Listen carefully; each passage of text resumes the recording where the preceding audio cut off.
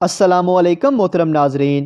एक शख्स अपने पीर के पास गया और कहने लगा, पीर साहिब दुआ फरमाएं, मेरा कारोबार चल जाए। पीर साहिब ने हाथ उठाकर दुआ फरमाई। कुछ दिनों बाद वो शख्स बहुत कीमती तोहफे तोहफ़ लेकर पीर साहब के आस्ताने पर हाज़िर हुआ और कहने लगा, पीर साहिब, ये सब कुछ आपकी दुआ की वजह से अता हुआ है, ये तोहफे कबूल फरमाएं।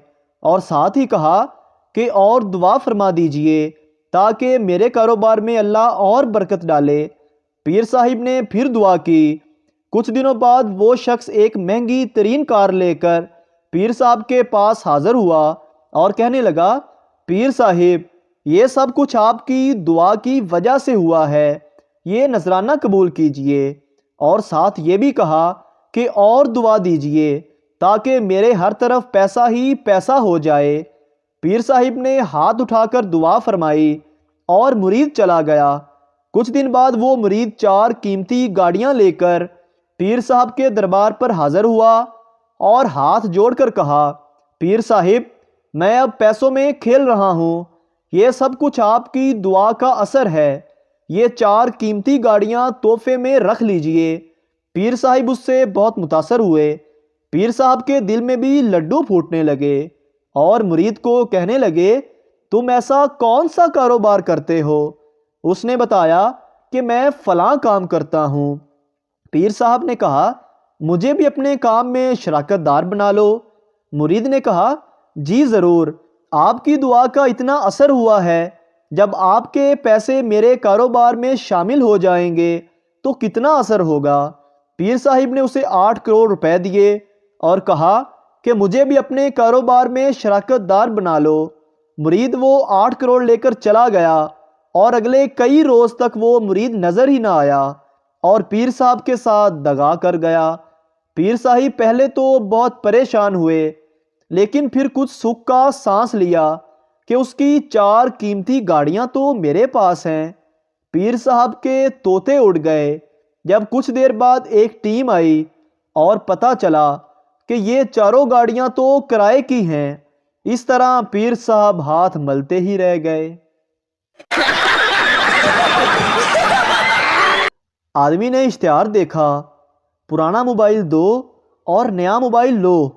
आदमी उस एड्रेस पर पहुंचा, लेकिन वहां कोई दुकान नहीं थी। आदमी ने वहां खड़े 2 लड़कों से इश्तिहार के बारे में पूछा तो उन्होंने बंदूक निकाली और कहा कि वो इश्तिहार हमने ही लगाया था, चल अब पुराना मोबाइल दे और जाकर नया मोबाइल ले लो। सरदार ने अखबार में इश्तिहार दिया कि हमारे पास ऐसी प्रोडक्ट है जिसको पहनकर आप पूरी दुनिया को देख सकते हैं, मगर आपको कोई नहीं देख सकता। कीमत 3000 रुपये।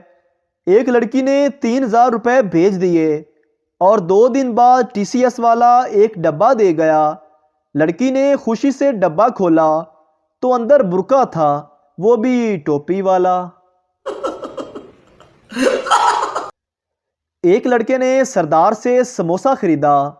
लड़का बोला, सरदार जी, समोसे में से लड़की का बाल निकला है। सरदार मुस्कुराते हुए बोला, तो भाई 10 रुपए में पूरी लड़की निकलेगी क्या? एक आदमी ने अपने डॉक्टर दोस्त से पूछा, तुम जब भी किसी मरीज को देखते हो सबसे पहले यही क्यों पूछते हो कि रात में क्या खाना खाया था?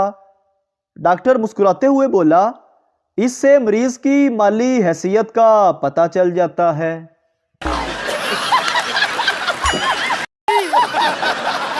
एक दिन बशीरा चरसी तबलीग करने वालों के हाथ लग गया। उसको तबलीगी जमात वालों ने चरस छुड़वाकर राहे रास्त पर लगा दिया। अब वो जमात के साथ जहां भी जाता तो उसका तारुफ करवाया जाता कि ये हमारा बशीर भाई है, ये आपको बताएगा कि कैसे तबलीगी भाइयों ने इसकी चरस छुड़वा दी। तबलीगी दोस्तों ने एक दिन उसका तारुफ करवाया कि बशीर भाई, इन पाकिस्तानियों को बताओ कि कैसे तुमने तबलीगी जमात से मुतासर होकर अपनी चरस छोड़ी। बस फिर बशीरा रोते हुए बोला, अल्हम्दुलिल्लाह, اللہ پاک نے میرا بہت پردہ رکھا ہوا تھا، اچانک مجھے یہ تبلیغی بھائی مل گئے۔ خدا کی قسم، اتنا تو میں چرس پیتے ہوئے بدنام نہیں ہوا تھا جتنا میں چرس چھوڑ کے ہو رہا ہوں۔ 3 سردار موٹر سائیکل پر جا رہے تھے۔ ٹریفک پولیس والوں نے ہاتھ کا اشارہ دے کر روکا۔ ادھر سے سردار نے بھی ہاتھ دیا۔ نا باؤ جی، اسی تے پہلے ہی تیننا۔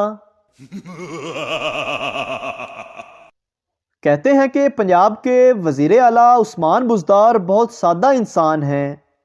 سنا ہے کہ ایک بار جہاز میں سفر کر رہے تھے، ایئر ہوسٹس 3-4 دفعہ پاس سے گزری تو بزدار صاحب نے اسے کہا، باجی اگر سیٹ نہیں مل رہی تو میری جگہ بیٹھ جائیے۔ بادشاہ بولا، اس گستاخ کے کان کاٹ دو۔ سردار، نہیں، یہ ظلم نہ کرو، میں اندھا ہو جاؤں گا۔ بادشاہ بولا، کان کاٹنے سے کوئی اندھا نہیں ہوتا۔ سردار، چشمہ تیرے باپ کے کان پر لگاؤں گا کیا؟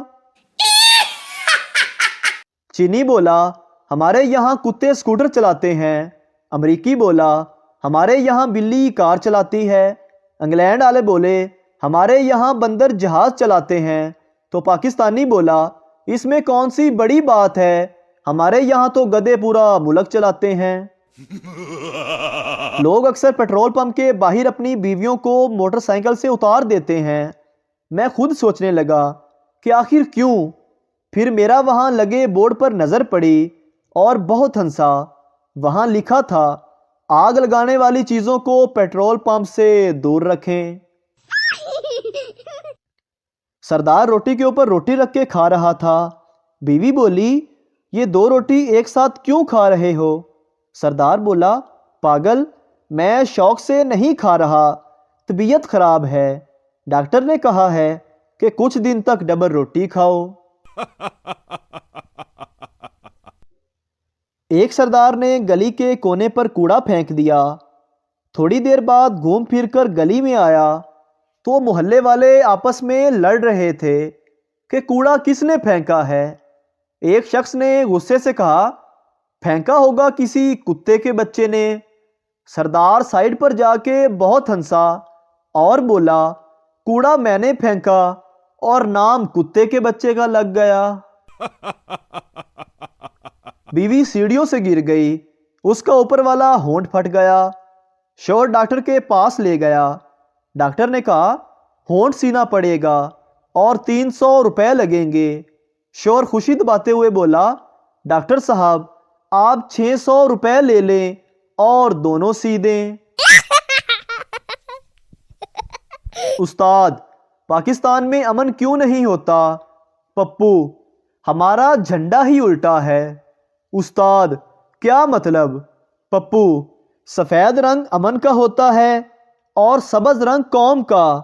امن کو تو ڈنڈا دیا ہوا ہے، اگر یہی ڈنڈا قوم کو دیا ہوتا تو آج پاکستان میں امن ہوتا۔ ایک موٹی عورت ڈاکٹر سے، سنا ہے کھیلنے سے موٹاپا کم ہو جاتا ہے، لیکن مجھے تو کوئی فرق نہیں پڑا۔ ڈاکٹر، آپ کون سا کھیل کھیلتی ہیں؟ عورت، چڑی اڈی کاں اڈا۔ ایک آدمی آدھی رات کے وقت ایک ویران گلی سے گزر رہا تھا۔ اچانک اس نے ایک مکان میں سے باتوں کی آواز سنی۔ کوئی شخص کسی دوسرے شخص سے کہہ رہا تھا، نہیں نہیں، پہلے بازو کاٹو، گلا بعد میں کاٹ لینا۔ اتنا سننا تھا کہ اس آدمی نے دوڑ لگا دی اور سیدھا نزدیکی پولیس چوکی میں پہنچ گیا اور جا کر ساری بات بتائی۔ جب پولیس اس آدمی کے ساتھ اس مکان میں پہنچی تو اندر 2 درزی بیٹھے کپڑے کاٹ رہے تھے۔ 3 سردار ایک ہی چارپائی پر سو رہے تھے۔ تینوں کو جگہ کم پڑ رہی تھی۔ ایک سردار اٹھ کر نیچے زمین پر لیٹ گیا تو باقی 2 سردار بولے، واپس آ جا یار، اب جگہ کھلی ہو گئی ہے۔